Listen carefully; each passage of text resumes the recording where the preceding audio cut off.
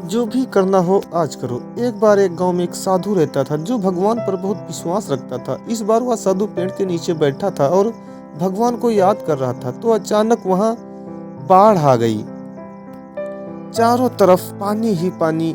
सब लोग अपने आप को बचाने के लिए ऊपर पहाड़ की तरफ भागने लगे। उनमें से एक आदमी देखा कि इस हालत में भी साधु जी भगवान की तपस्या कर रहे हैं। वह सोचा कि ये अपने आप को बचाने के लिए कहीं जा क्यों नहीं रहे हैं। तो उसे साधु से बोला, अरे आप कहीं जा क्यों नहीं रहे हैं?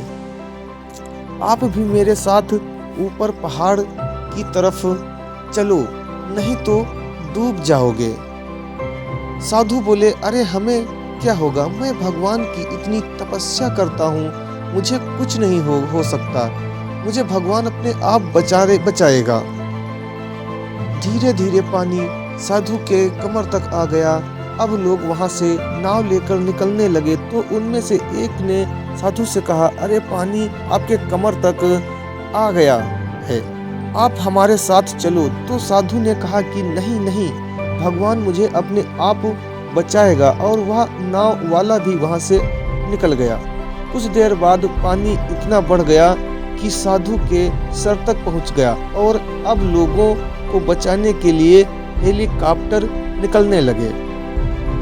एक हेलीकॉप्टर साधु के पास आया, जो कि आखिरी हेलीकॉप्टर था। साधु के पास नीचे रस्सी फेंकी और बोला, इसे पकड़ो और ऊपर आ जाओ, नहीं आप डूब जाओगे। यह आखिरी हेलीकॉप्टर है और आपके पास में दूसरा कोई रास्ता नहीं है बचने के लिए।